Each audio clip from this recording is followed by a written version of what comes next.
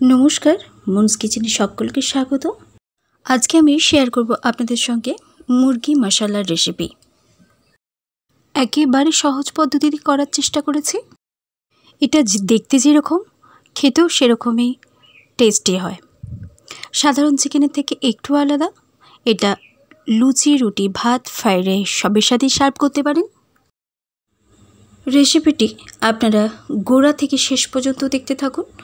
যদি ভালো লাগে তাহলে প্লিজ একটা লাইক করবেন, শেয়ার করবেন, কমেন্ট করবেন আর সাবস্ক্রাইব অল বাটনটি প্রেস করে রাখবেন যাতে আমার রেসিপির সমস্ত নোটিফিকেশন সবার আগে আপনার কাছে গিয়ে পৌঁছায়।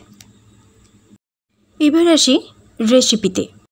প্রথমেই এখানে একটা বোলের মধ্যে চিকেনটাকে ভালো করে ধুয়ে পরিষ্কার করে নিয়েছি এবং চিকেনের পিসগুলো বেশ বড় রাখার চেষ্টা করেছি। এবার এদিকে একটা মশলা রেডি করে নিচ্ছি।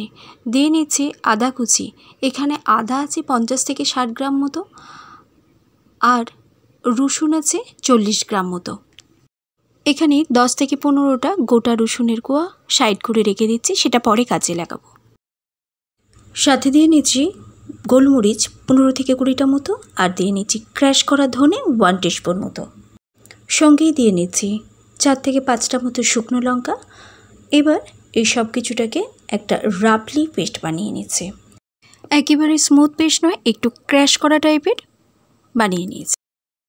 বলে রাখি মুরগি মশলা রেসিপিতে আদা রসুন পেঁয়াজ সবটাই একটু বেশি মাত্রাতে লাগে। এখানে পেঁয়াজের পরিমাণ আছে 350 থেকে 400 গ্রাম মতো। এদিকে পেঁয়াজটাকে স্লাইস করে কেটে নিয়ে একটা মিক্সি জারের মধ্যে দিয়ে নিয়েছি। এটাকে 2 থেকে 3 বার চালিয়ে নিয়ে মিক্সিটাকে এরকম একটা পেস্ট বানিয়ে নিয়েছি, ঠিক থেতো করলে যেরকম টাইপের হয় সেই রকম।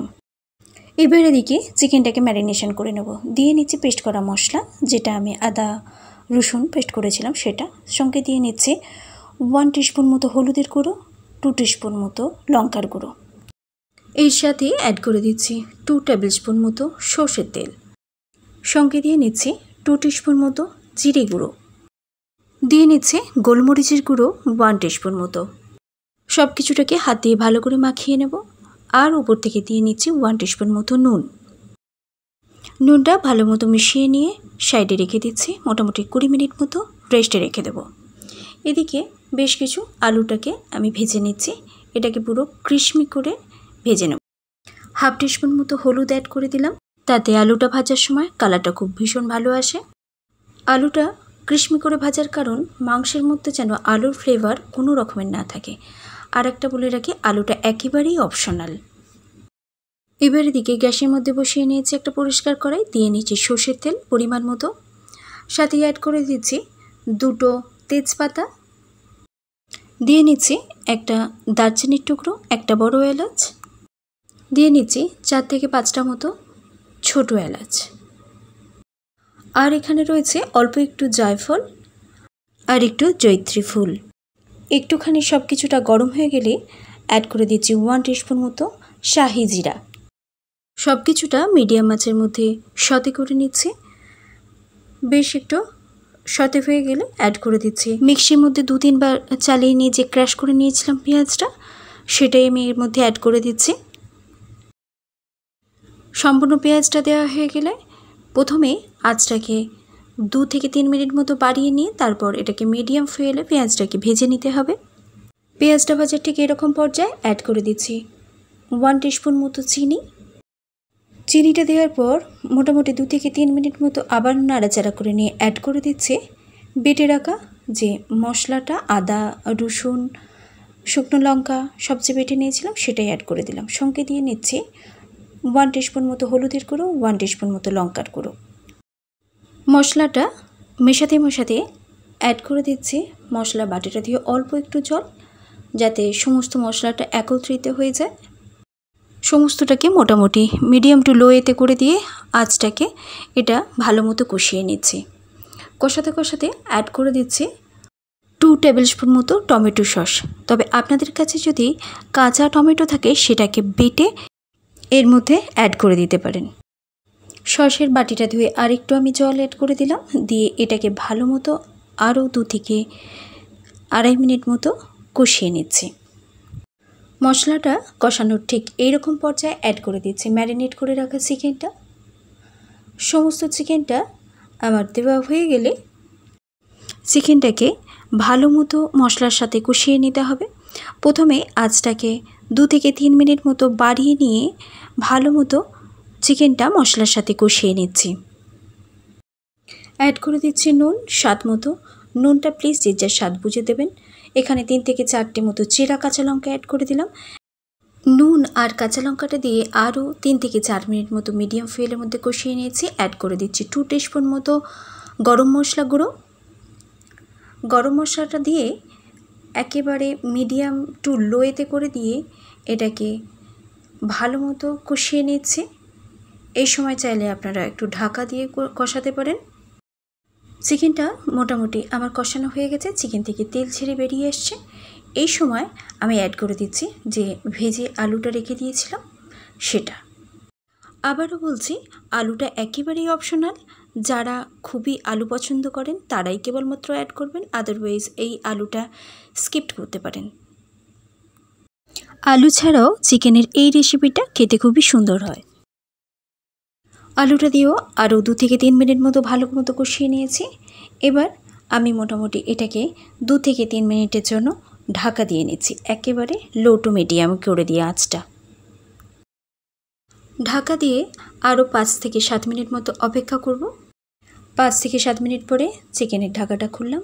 চিকেনের অবস্থাটা ঠিক এরকম পর্যায়ে সমস্ত তেলটাই ছেড়ে বেরিয়ে এসেছে এবং চিকেন আর আলুটা অনেকটাই সফট হয়ে গেছে। আর চিকেনের যে মশলাটা এতক্ষণ চিকেনের মধ্যে কষা হচ্ছিলো, আলুর মধ্যেও সেই ফ্লেভারটা এসে গেছে। এই সময় অ্যাড করে দেব গরম জল 100 ml মতো।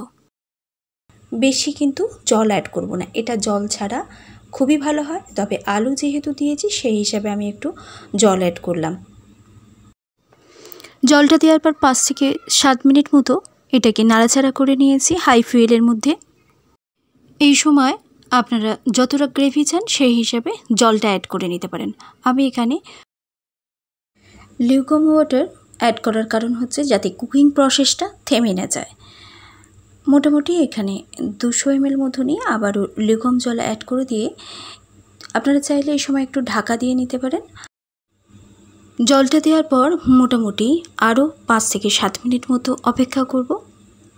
এদিকে একটা আয়রনের হাতার মধ্যে এটাকে প্রথমে ফ্রি হিট করে নিয়েছি, তারপর অ্যাড করে দিচ্ছি 1 টিস্পুন মতো ঘি। সাথে সাথেই অ্যাড করে দিচ্ছি, ফ্লেমটাকে আমি অফ করে দিলাম। তারপর অ্যাড করছি আমি 1 টেবিল স্পুন মতো বাটার। বাটারটা মেল্ট হতে হতে আমি এখানে দিয়ে নিচ্ছি 12-14টা মতো রসুনকে আমি ছোট ছোট করে কুচিয়ে নিয়েছি, সেটা আমি এর মধ্যে অ্যাড করে দিচ্ছি। এটাকে একেবারে লো ফ্লেমের মধ্যে ফ্রাই করে নিচ্ছি। খেয়াল রাখতে হবে রসুনটা ভাজার সময় ফ্লেমটা যেন একেবারেই লোয়েতেই থাকে, নইলে ঘি আর বাটারের ফ্লেভারটা একেবারেই চলে যাবে। রসুনটার মধ্যে ব্রাউন কালারের একটু রং ধরতে আরম্ভ করেছে, সেই অবস্থাতে আমি এটাকে ফ্লেম থেকে নামিয়ে নিয়ে সরাসরি মাংসের মধ্যে দিয়ে দেব। তা দিয়ে এর ফ্লেভারটা অভূত সুন্দর আসে। এই সময় চিকেনের ফ্লেমটা একেবারে লোয়েতে করে দিয়ে ঘি আর বাটারে ভাজা রসুনটা আমি মিশিয়ে দিলাম। এটা মেশানোর পর আরও 30 to 40 সেকেন্ড মতো অপেক্ষা করতে হবে যাতে সমস্ত ফ্লেভারটা মাংসের মধ্যে চলে আসে, বাটার ঘি রসুন সবের ফ্লেভারটা। এই সময় এটাকে ওভেন থেকে নামিয়ে ওপর থেকে ফ্রেশ ক্রিম অ্যাড করতে পারেন। যদি ফ্রেশ ক্রিম হাতের কাছে না থাকে তাহলে স্কিপ করতে পারেন। আমি ওপর থেকে বেশ কিছুটা ফ্রেশ ক্রিম দিয়ে সার্ভ করে দিলাম। এইভাবে বাড়িতে বানিয়ে অবশ্যই জানাবেন আপনাদের এই রেসিপিটি কেমন লেগেছে।